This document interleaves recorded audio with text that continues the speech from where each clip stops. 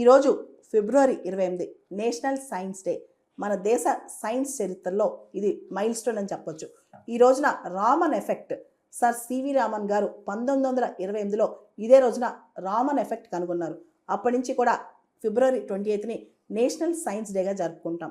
2025 సంవత్సరానికి national science day theme ఏంటంటే empowering Indian youth for global leadership in science and innovation for Viksit Bharat. మనం వికసిత్ భారత్గా అడుగులు వేస్తున్నాం.